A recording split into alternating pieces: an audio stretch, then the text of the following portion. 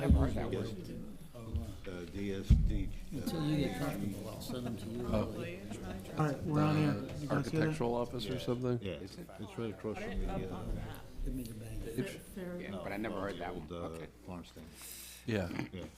basically, it's right around there, Yeah. but yeah. They look exactly the same. Yeah, I know.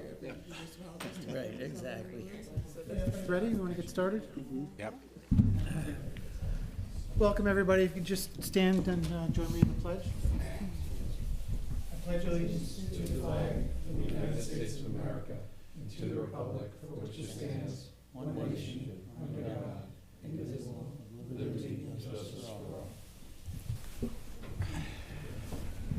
Joanne, roll call, please. Dr. Bloom, Here. Brittany Bolt. Here. Jennifer Coleman. Here. Greg Bernard. Here. Aaron Shapia. Jay Erickson. Mark Friedman. Here.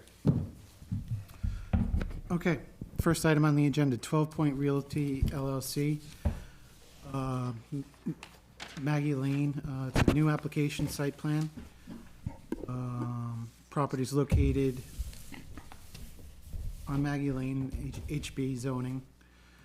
In front of you, you have a letter of determination from the building inspector that the use, warehouse is allowable use. That letter's dated, I don't have the date on it, but anyway. Robert White. Week, right? Yeah, last week. Date on it. Yeah, yeah, no problem. Here to explain is Kurt. If I might, I'm going to recuse myself from this application as I've done work on multiple properties that are owned by this applicant, so. Sure, you can sit in the audience? Thank you. Thanks. Thanks. Hey Kurt, how you doing? It makes sense for me to read it like that. Okay, All right. so Kurt Johnson, J Group Designs, here on behalf of 12 Point Realty. So we're here before the board just to kind of give you a first look at this potential project here. The site is located, this is the former Champion Tile building, which is now 88 Route 22, that has RS Designs, I believe, in there. They're a contractor and they have warehouse space in there as well as some shop space in that existing building. And there's a lot behind it off of Maggie Lane, access off Maggie Lane. 1 acre in the HB zone, and we're proposing to develop that with a 12,000 square foot warehouse building. We would propose, it has its frontage on Maggie Lane. We would need a variance for setback from there from 100 feet. 75, I believe the setback is being proposed. And we'd like to actually access it through the property, both under the same ownership. Access it through this property and come in here just so that we're not using Maggie Lane, which is a gravel driveway basically here, providing 12 parking spaces on the south side of the building. We anticipate this again as warehouse use, so I don't think we're going to need that many parking spaces, but that's 1 per 1,000 square feet, which is the minimum that the zoning code provides for. Where would the parking spaces be? All in this parking area. Are there 12 parking spaces? Correct. And loading spaces as well. And what happens if the building is sold? What happens with that joint driveway? Then he has to get an easement on it.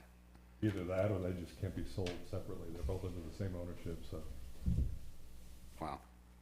So the two lots are currently under the same ownership? Correct. Why are we not combining the lots?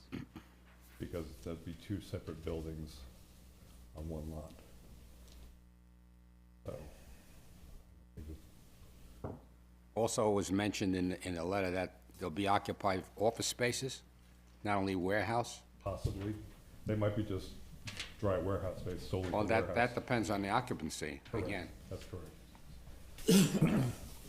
The building inspector indicated that he'd like to know what the occupancy is, so he knows how many parking spaces would be required. Yeah, we don't know that.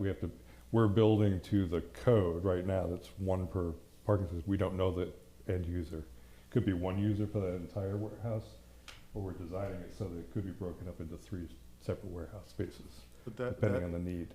we would put a limit on that. That would be, if there were ever any approval, right? That would have to be okay, and it Yeah. would be based on It'd have that. Right. And so if it's at 3 tenants, it'd be a maximum of 3 employees, Correct.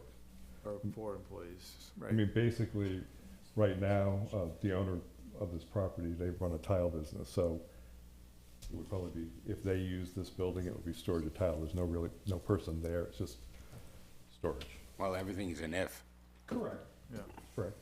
But it's like, We also have to consider what future users may require as well. So Right. this one needs 1 parking spot, but the people who come in 10 years need 10 parking spots. Right. And then you don't have room for 15 or 20 spots. well, the thing is, it's like building a shopping center, basically. It's like you don't know what the tenant is gonna be, you just build it. Most shopping centers have more room than that proposed amount. Correct, but a shopping center has people going in and out of it all day. Warehouse usually does not have that. Usually it's maybe 1 person there if you've got someone in there. It's not a public warehouse, it's just, No, it's a, you know, Storage. Kurt, it's it's just a question of the code, that's all we're, yeah, so it does meet the code. It's 1 space per 1,000 square feet, gross square feet. So it does meet that in the zoning code. So I think there would have to be an easement in place for that access Oh, yes, of course, before any approval, right? yeah. Again, this is just to kind of throw things out on Can I the ask a floor here. question about Everett's letter? It's maybe a legal question. It says that it would be allowed under special uses and would require all appropriate permits and paperwork. Does what he referenced, doesn't he mean that it requires a special permit? Correct. And how does that affect this application versus a primary use application? So I would have to review the code on this, but there may be additional limitations or requirements under a special use permit Yeah, that the board can impose, or details essentially yeah. than a permitted use. Yeah. Okay. I mean, I think from the outset, this is a commercial thoroughfare through our town, very busy, and, it doesn't have a lot of industrial warehouse, and I just want to make sure that we're able to sort of mitigate that impact on that important commercial corridor. Yeah, the idea, just architecturally, the idea is this would be the building facade that is behind the existing 12-point building. So that building basically sits in front of this, so we pick up on the same materiality on that point there and just try to pick up so that they relate to each other and doesn't scream warehouse. Okay. So that's the idea there. but there's another difficulty would be, what happens if you have a tractor trailer coming in there it's a warehouse now. You're gonna have tractor trailer, is there wide enough room to provide for tractor trailer space to come in there? It would be box trucks, not tractor trailers, it would be box trucks. So that would be by the user, you'd have to just allow them to have box trucks only. Well, we'd have to see what the width of that property is. I think we're gonna have to do a site visit, I assume. Oh, yeah.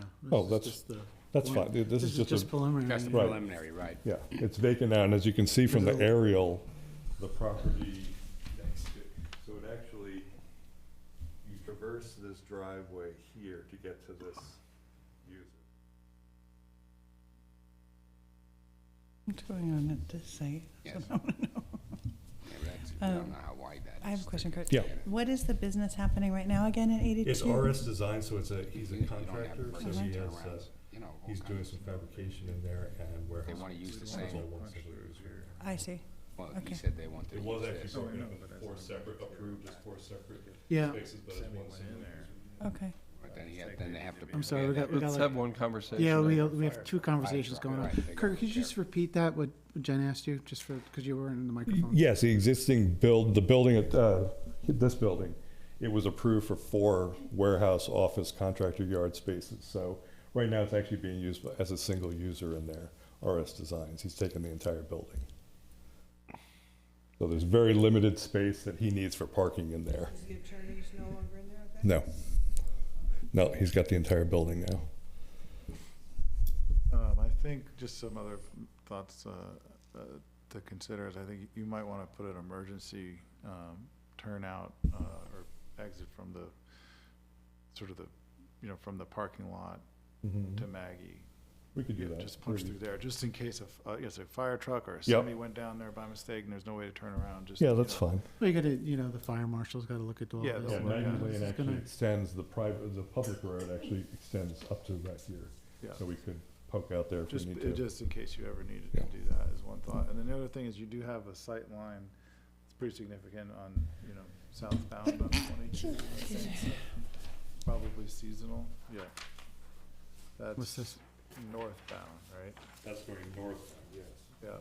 So You the have a south. building- So you basically, I guess you could see it in both directions in here. It seems more exposed on the southbound, like this view shed here. This, So I would just I think we'd wanna take a look at Yeah, that. I mean, we're proposing heavy trees along here and then the Yeah. building design as well. Yeah. Yep, I just think we'd want some real density and maturity on those trees. We're finding a lot of screening that we've proven here turns out to not be what we thought it would, so we're gonna pay attention to that. Okay. And then, what's the height on the warehouse? It's, the maximum is 35 feet, so it'll be less than 35 feet, so I think right now it's actually drawn. We have it drawn at 30 feet to the highest point here. And what's the height of that existing building without the cupola? That's probably maybe 25 feet or so. Maybe, might not be as tall as that. Because you've got the building itself, which is probably 10, 12 feet, and then the roof on top of that. Should have brought a picture of that as well, but. Yeah, it looks closer to 15, 16 to me, but I just we were gonna wanna we'll pay attention to that, of the, what the sight line will be. We don't wanna be seeing the building per se as much behind, and that might mean scooching it back, or, that screening, but it's gonna be a while before any screening is 30 feet tall. Well, architecturally, we don't really care about that, because you can't see it from anywhere. Is that correct? Well, Well, that's what I'm saying, I don't No, want to I think you're gonna be able to see it. I know this isn't a public meeting, but I own the property just north of it. And you can talk about architectural, about not seeing it. You can't see it from 22, but I can see it from my property.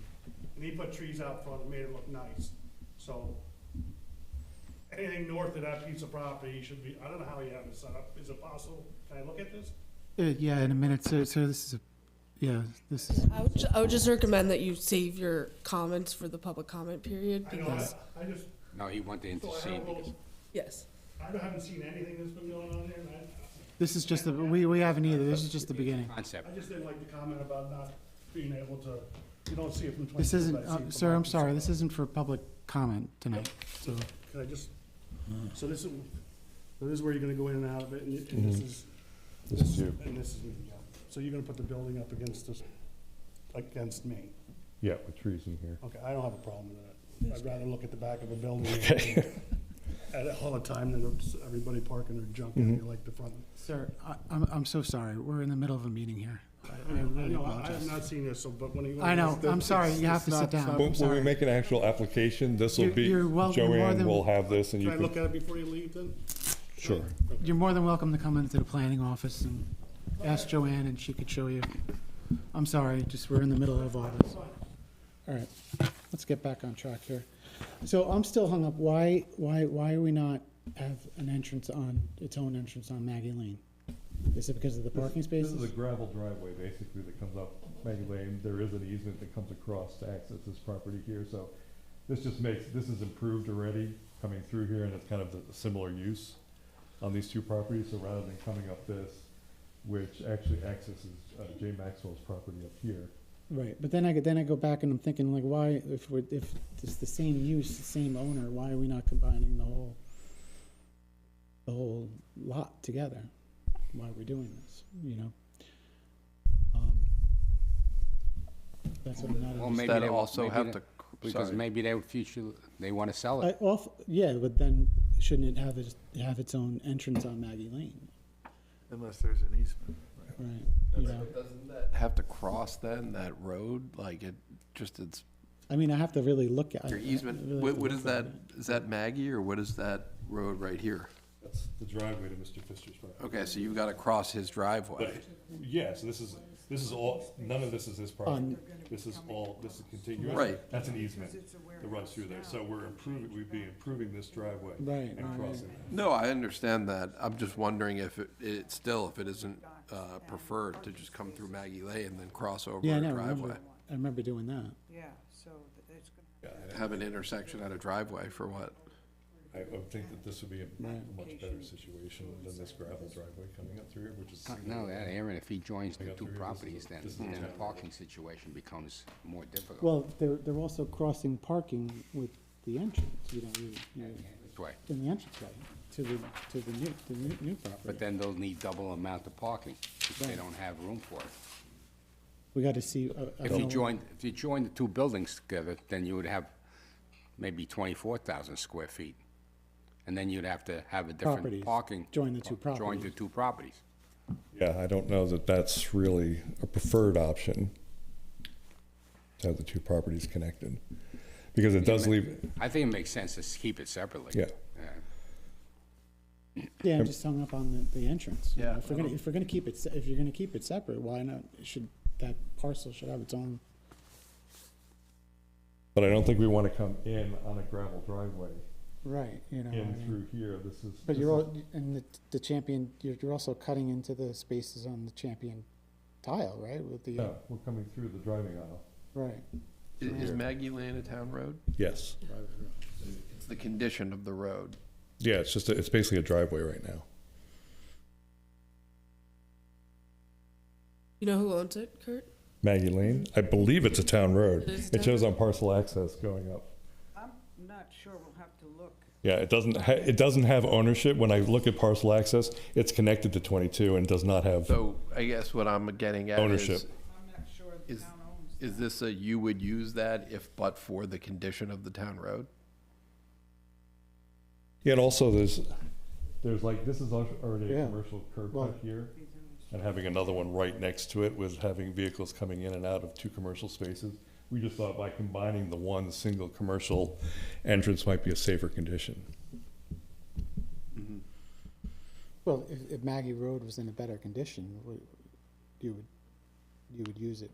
Yeah, but what I'm saying, you said you'd have two commercial curb cuts right next to each other. Whereas this is more residential in nature right now. I mean, I think as long as you have an easement that's clear, right? Yeah, And that easement goes with the title. Right. You know, I would propose to add to that easement that there be some, potentially consider, some note about overflow parking, as well, that might ease some of the tension on the limitation. Highway superintendent says Maggie Lane is not a town road. well, Okay. it's not, okay. Yeah, I'm not sure how to tell what the ownership is because it doesn't show on parcel access as Well, being we're gonna find out. under separate ownership. What does your title report show on the parcel you're proposing to develop? That I don't know. I'd have to look at that. Stands to reason to look. Yeah, okay. All right, Ron, you have anything else to add, or? Ron? Do you have Again? anything to add, or? No, I think he's touched on the major issues. I mean, the issue of cross easements and access to Pfister. Variety of things that has to be looked at once the board moves it to an application. Anybody else have any questions for Kurt? Jen, Brittany, No, I'm good. Mark? Wait, I mean, I have a question, are you planning to make an application, or is this a testing the waters moment? or- Well, it was kind of to get before you, put it on the table, see what the comments were. Yes, we want to go forward with this, and the sooner the better. He's had this property for a while. You've seen the quality of work that he does on this building here, so it's the same It's a nice ownership. looking building. Yeah, it's nice look, nice looking building. I just think the parking spaces could be potentially an issue. Maybe you could make room, I don't know what's behind the building, is there enough? Well, honestly, this parking is way underutilized. So there's Right no now, yeah, reason right for now, any- well, we're talking about Yeah. proposed. I mean, we don't know, building later on and then he's restricted to parking, what is he gonna do then? So, in other words, I would be happy at having more than 12 spots. But I'm on not that sure. building. Just a question is like, why would we want more spots if we're probably gonna be using less spots in a warehouse?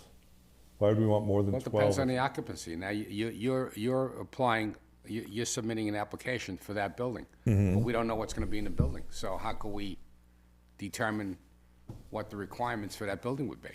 Because we're meeting the zoning code. Because there's a code. There's, The it says code, where, right. We're- says we there's meet a the certain code. amount per square foot, and That's all they're they get is meeting that. 12,000 square, but what happens if the occupancy increases?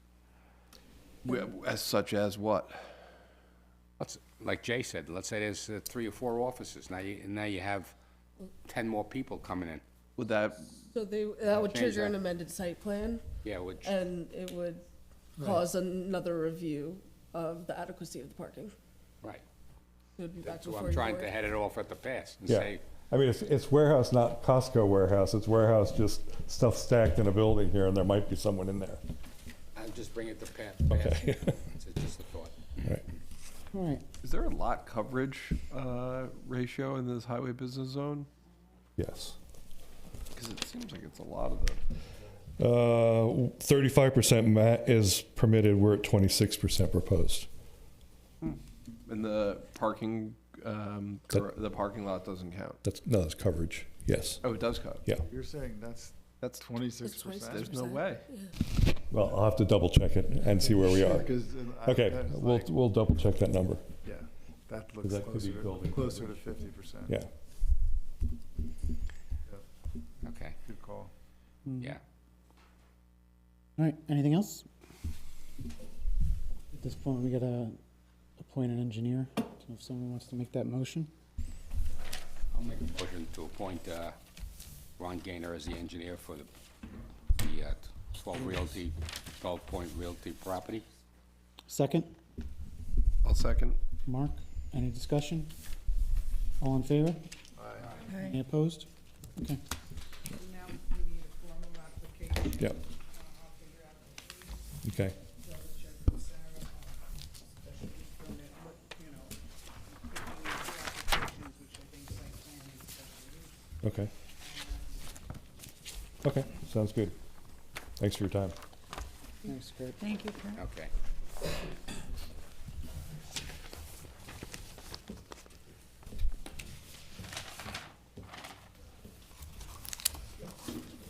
All right, second item on the agenda, John Ruffler, 270 North Quaker Hill Road, 2-lot subdivision. As you know, we have the written portion of the, oh, Greg, you back? Yes. Thank you. Sorry. We have the written portion of the public comments still open. We did receive another letter from Mr. Clowry on January 30th. We did send out, Ron Gaynor did go out. We just got his memo this evening about his site visit after the first letter from Mr. Clowry. Ron's going to go over that. John, do you have anything to add at this point right now? You saw I'll the. defer to Ron. We went over everything. Okay. So Ron, you're up. Thank you.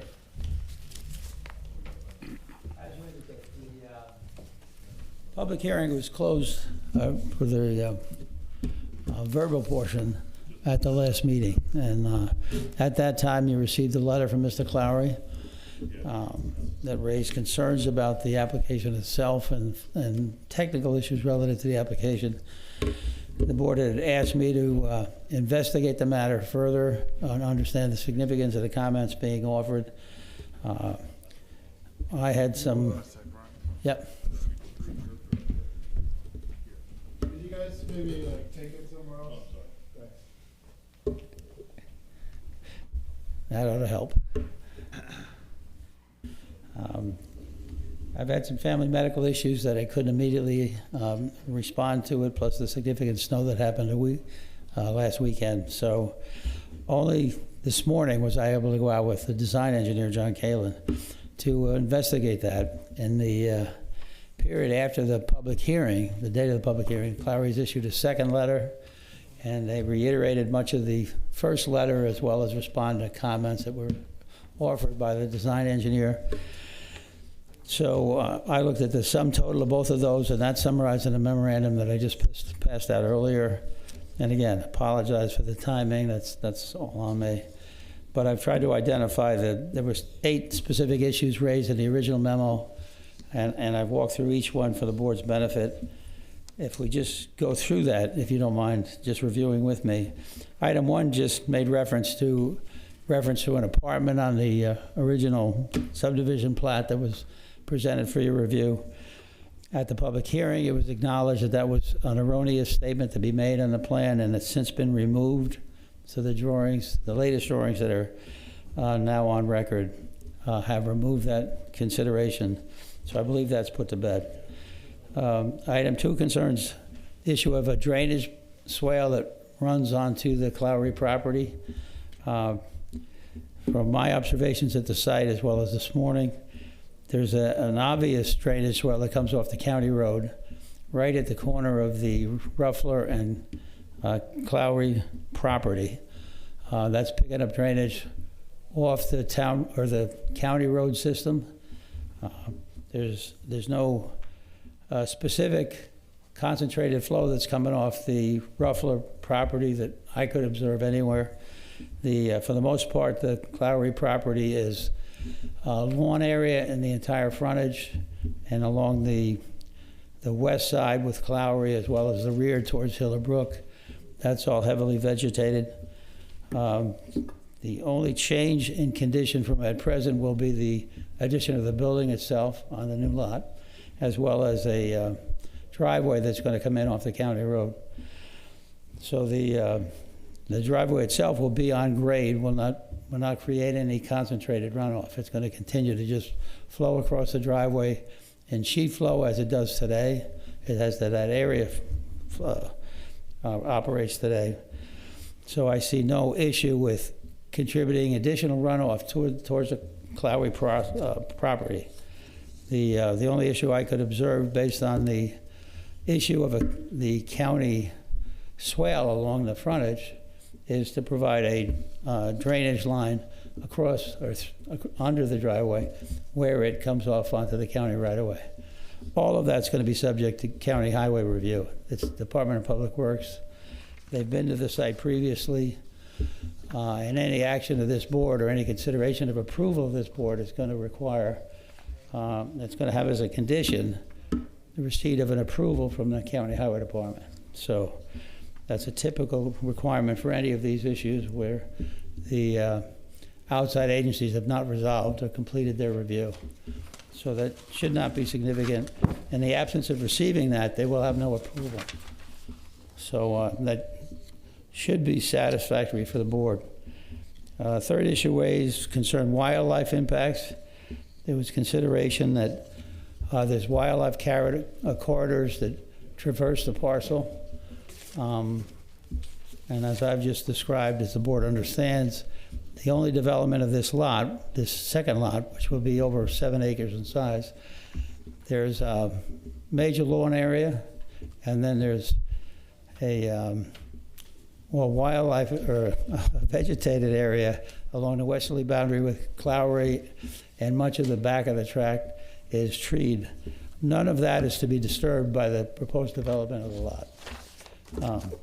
The house is going to be in the lawn area. The driveway is going to cross the lawn from the county road. So any existing wildlife activity in that area should not have any great impact with the addition of a house, which will be closer to the existing Ruffler house than it will to the Clowry residence. And as I say, the existing wildlife or treed corridor that likely will provide the benefit for any activities for wildlife impacts. That's going to all remain. Item 4 that was raised by Mr. Clowry concerned an issue of visual disturbances and the possible need for screening so that it may benefit his residents if additional screening was provided in the general area of the westerly property line. As I described, there's the development of the lot is not going to impact any existing vegetative screening that exists today. If the board so desires, you can always require that as a condition, which could be added to the plans. But right now, there's I'd say a fairly significant vegetative buffer that's also protected by your setback requirements. So that typically can't be disturbed without any further approvals of this board. So can I just ask a question on that? Yep. Because this letter is saying numerous trees have already been removed, resulting in significant visual disturbance. And then I hear you saying no removal, no disturbance. So The only trees that I can see, if you visit the site, you can see there's a few trees along the frontage that have been removed over time. This board previously, I think a couple of years ago, had issued a tree clearing permit to allow him to clean up some, I presume they were dead and diseased trees along the frontage. Those are the only ones that I have ever seen that, in both of my site visits, that involve any tree removals. And as I said, it was subject to permitting from this board. There's no disturbances proposed to the existing significant vegetation that exists on the west side of the tract as well as the rear towards Hillarbrook. So some trees have been removed. But that was I'm a permit from permitted you. And that was part of some. Right, and they forest were management specific trees. It wasn't wholesale clearing on the property. The only place along the frontage where trees exist is there's a single row of trees, generally along the edge of the property line, right with North Quaker Hill Road. And for the most part, they all remain. And some of the stumps that are there are where, is gonna be where the driveway access is now. Yeah, there's I think one that involves the location of the driveway. And there's also I believe there's two other trees that are not in good condition that may be removed as part of the sanitary disposal system installation. But that's all that's involved. The rest of the frontage is entirely lawn if you drive past it. It goes through almost the entirety of the proposed Lot 2 as well as the frontage of Lot 1 where the existing residence is. And would it be possible if the Lowry residents wanted to invest in putting screening on their side of the fence or their side of the lot line? Is that? Oh, that's, yeah. Physically I think much, if not all, of the Clowry property from the east of the house to the Ruffler property line is cleared now. So I think the vegetation that exists is almost entirely on the Ruffler property. Do you think Clowry can put screening up?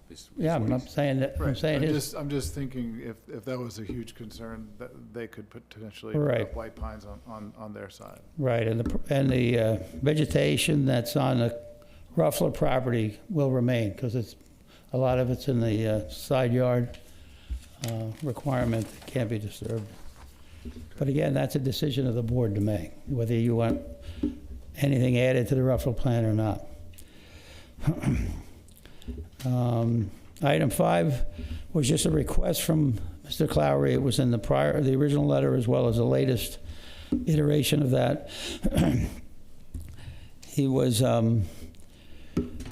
questioning whether a no disturbance requirement could be placed on the 40-yard side yard buffer between the new Ruffler lot and Clowry. There's no obligation on anybody's part to do that, but I've actually spoken to Mr. Ruffler, who's here tonight. Spoke during my site visit this morning, and he expressed willingness to grant this request. He obviously recognizes it's not an area that he will ever disturb. So based on that agreement, I think the response or the matter to address it would be just to add a note to the plan, indicate that 40-yard setback on the west side of the proposed Lot 2 will be subject to no disturbance. And that'll be an enforceable action by code enforcement if any disturbance does occur. He did suggest that he may possibly want to put a fence on the property line, but that would be directly on the property line, not encumber any other part of this 40-foot side yard setback, so that could easily be addressed by notation. So that's, again, it's how the applicant may wish to propose that, but he's offering the idea of granting the request of Clowry to make it a no disturbance area. I mean, it's actually added to the plan if you want to reference it. Oh, good, okay. As I said, we discussed this morning at my site visit with the applicant. I suggested some notation He's apparently put it on plan, but subject to your review. But apparently that's been addressed, so he's trying to accommodate that request for non-disturbance area. Oh, I see it right there. Yeah, it's got a big hazard sign on it too, to call it That's- out. Yep, No disturbance note. yep. Does it note that in the case of a dead tree, I mean, that's already happened and happens from time, for Right. safety, you want to be able to do that, right? Right. Does it say that, John? No, it's actually so far in the woods that if a tree falls in the woods, so be it, you know. It's, and that's not to stop anything from falling over the line, but as it is right now, it's just like a DMZ. We're not going in there.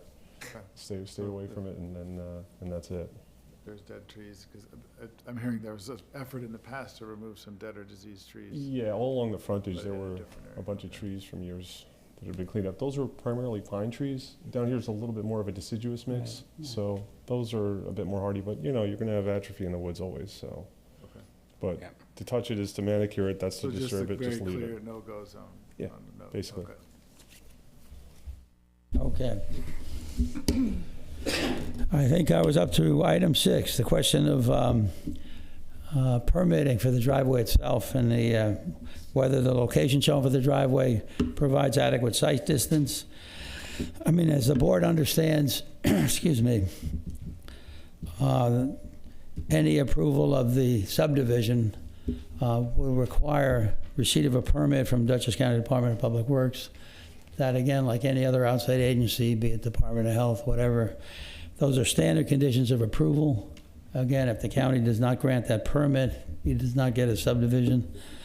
So that's really a matter that is typically addressed on any site plan or subdivision approval, and would be in this case as well. So I would think that provision of that obligation as a condition of approval on any action of this board will resolve that concern. Item 7 concerns a question raised over stormwater management and the issue of whether that might modify or increase any kind of runoff. Again, very typically, this board requires any kind of impervious surfaces related to structures, or in this case specifically dwellings. We try to infiltrate that through the use of infiltrators. That's a typical requirement of this board, and it's already been added to the plans in prior iterations of the plans that you've seen. They remain on the plan. They've been modified slightly to ensure that the location proposed for the infiltrators do not disturb any trees in the rear of the lot. I find the layout acceptable, the sizing acceptable. So I believe that's been addressed. And then question 8, or item 8, relates to a question that Mr. Clowry had raised in the original letter, which is not included in the more recent letter, but I thought I'd address it just so you saw the sum total of what questions were raised. And he had raised questions over the issue of title and possible deed restrictions. To our knowledge, there's no concerns raised, and as I said, he did drop that comment from his most recent letter, so I don't think there's any action necessary there. So again, the verbal portion of the public hearing was closed at the last meeting. You left it open till tonight for receipt of any written comments, and that, I guess that would include this second Clowry letter, which I've tried to address. So if the board is otherwise disposed with the answers given, you can move it to consideration of an approval at your next meeting. Okay, thanks, Ron. Okay. Thank you. Anybody have any questions? Yeah, I have a question for Ron. With respect to the driveway and the Department of Public Works, what is the analysis? What are they looking to review? Yeah, they specifically look for site distance, and they're going to determine, site distance information is not yet provided on plan, but the applicant can't move forward that application with county DPW until that information is provided. I'm certain that the prior discussions they've had with DPW is requesting that information that needs to be added to the plat. Until and unless DPW is satisfied, they won't grant any permit. So that matter has to be resolved to the satisfaction of the department. before they grant such an And approval. that issue is what? The distance from the driveway to the house? No. Site distance is along the road. When you're, Site when, distance. when the vehicle is sitting in the driveway, Oh, looking in okay. either direction, Yeah, right. it has to meet county site distance requirements. And they'll specify what they are, and they have to be satisfied by the applicant and shown on plan. Yeah, that's the applicant, Yeah, right, and there's some objective national standards Right. for that for engineers. Okay. right. So with respect to the actual driveway itself and the safety of the driveway, who is reviewing, who has reviewed that or would review that under a conditional approval? It's, again, the town has no control over the placement of the driveway. The reviewing agency, in this case, County DPW, will only permit that to be installed if it can satisfy site distance requirements. So it's not creating a material conflict that could create an accident. No, I'm saying something different, which is the driveway, the safety of the driveway from entering the driveway. Like, this is a seriously steep incline, and they've graded it out such that it doesn't, it's more flat than you would otherwise have it be. But it still has a sheer drop off. It still is kind of on a narrow ridge line. And it still has a pretty steep, like 5% grade down, and then a grade back up. I'm just, it makes me nervous to just look at it. And I'm wondering who is evaluating the safety of that driveway. Right, just to be clear, the driveway is extending predominantly right on grade. The grades that exist today are going to remain tomorrow. They'll just be a formalized access. The issue of the swale that has to be crossed will require the provision of a drainage pipe under it to maintain flow in that swale, which is a county responsibility. And again, that'll be addressed by the county permitting. There's no significant grade change within the property for the driveway itself, and town standards have maximum permitted grades along driveways. They're certainly under that requirement. The steep slopes in the tract exist behind the house, not in the front in the lawn area. I understand. I'm referencing the graphic that was in your plans last week that had the side view of the driveway. Profile? The profile. Yeah, that's a standard profile detail. So you have the profile of the cross slope on the driveway, and then you Right. go out past the shoulders, and it's typically met plus or minus on a 3-to-1 slope. That's just that's just a general standard. In this particular case, the driveway, I mean, any of the grading, there's a, we'll call it a 1.5 foot cut on the high side, and it's right on the grade on the lower side. So that detail, while it's accurate, is really just a standardized detail. What we're trying to do is at the shoulders of the driveway, just let you know, we're gonna meet existing grades at one of two ways. It's either gonna go down immediately at a 3-to-1 slope, or if it flattens out into a fill, then it's just straight into it. So there's no steep slopes on this driveway. The driveway is located up on that hill. The cross slope looks bad. When you look at it, it's hard to see, but when you're on that center line of the driveway, we are almost exactly on existing grass all the way through. So in the width of the driveway, the 6 feet inside of that line and 6 feet outside the line, you're talking about a plus or minus of about a foot from the existing current conditions. Understood. So to get down to catch the grade, if you will, on the lower side, once we get past the shoulder of the driveway, again, it goes down a 3-in-1 slope for maybe a distance of 0 to 5 feet, if that. So when you're at your highest point, which is you come in off the road. When you're coming in off the road. Coming off the road, you get to the highest point. Yeah. Right? Right at And the then entrance. midway through the middle of the driveway, At the low point. right, there's a low point. Mhm. How much is that drop? That elevation change is, let me just look at it. Because I thought 60 scale's hard to yesterday, read. yesterday, last meeting, when we looked at it, that grade change was like 6 or 7%. No. No? It was more than 5. See if he's got the plan. Yeah, the town permits driveway grades to be up to 10%, just to be Okay. clear, yep. All right, so that answers the question. Yeah, I mean, these were graded out, I thought I had a profile in front of me, but I don't have it with me, I guess. This thing is graded out at 4%, if that. It's pretty flat.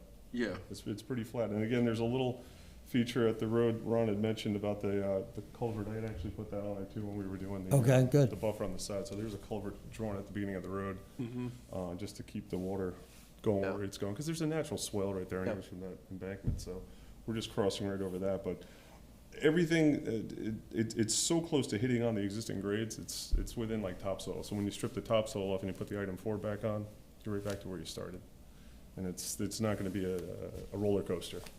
Yeah, I understand. I drive by it a lot, so I'm Right. very familiar with it, and the driveway is what gives me any level of hesitation about the approval of this. I think, with respect to Mr. Clowry's questions and concerns, I think you guys have done a really good job of I know I addressing. have the profile somewhere, sorry. Yeah, there, that's It's what I'm, 3%.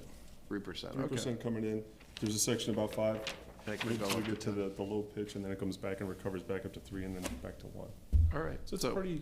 that's a visual thing, Yeah, it is, sure. because the site has Just for perspective, the parking lot out here, from right out the front doors down to the street, that's probably close to 5, Yeah, if not a little bit more. Right. It's not as bad as you think it is. Okay. 5 feet and 100 feet. all right. Thank you. Thanks. Thank you. Okay, any more so, the screening, are we good, everybody good with the screening? Properly screened, or? I don't see a need to screen Okay. residential to Any more? residential and the distance between the properties. And with a buffer, that he's got a 40-foot no-touch buffer, I Yep. don't see a need for. I feel the same way. Okay, so now we just got a couple motions we have to make. Close the written portion of the public hearing. I'll make a motion to close the written portion of the John Ruffler public hearing. I'll second that motion. Second. Any discussion? All in favor? Aye. Aye. Opposed? And now we just got to do our seeker. Anybody want to do the motion for seeker? I'll make a motion to declare this application a type 2 action according to SEQR, thereby concluding the board seeker responsibility. And second? Second. Second by Greg. Any discussion? All in favor? Aye. Any opposed? Okay.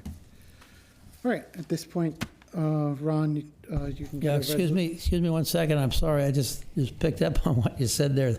It's an unlisted action, it's not a type 2 action, so you can still make a negative seeker declaration, but it is deemed an unlisted action pursuant to seeker, unless you disagree. Was it, So we're gonna if it's an unlisted. Make another motion. make an amended motion, so. Three, and then deck, He's checking it, huh? Excuse me? to read parts 2 and 3. The neg deck to be prepared. It's an unlisted. She's offering a negative deck on an unlisted action. Right, but Isn't it? has the board adopted parts 2 and 3 of the No, secret documents? That's not been prepared, the part 2 typically, but the part 3 would be included in the resolution itself. Okay. Because So- prior to issuing a negative declaration, Right. you have to adopt the part 2 So- secret document. Yeah. Just wanted to make sure we don't call it a type 2 action, that's all I was doing. So do we need to amend that motion? We're gonna have to an unlisted We action. can get this all resolved at the next meeting if you just seek to have resolutions prepared. Okay, So let's, Don't need to tell you what to do. I would suggest that you make a motion to rescind the prior motion. I'll rescind my prior notion. second. I'm sorry for that. Any discussion? No, thank you. All in favor? Aye. Motion rescinded. So now we're just gonna you're gonna prepare a resolution for our next meeting. And Right. we'll straighten everything out in February 17th. Good? Good. Oh, it's a Tuesday meeting, The don't forget, Tuesday, yeah. on the 17th. All right, I just want to thank the Clowrys for being engaged and for providing a lot of detailed analysis. I think it led to some good amendments and clarity, and that's how the process is supposed to work, so I appreciate the engagement. okay. All right. Thank you, John. Thank you, Mr. Ruffler. Thank you. All right, moving on. New business. Anybody? New business? Got nothing. No? Jay, nothing? To be an unlisted action. Okay. They did that in the beginning. If that's it, we can adjourn. Yep. I'll make a motion to adjourn. Second? This has been All before in the favor? board since All last right. year. I'd have to look at the minutes, but Why was that? Turn off Yeah. These are type twos. did you, it wouldn't hurt either way. I need to see it.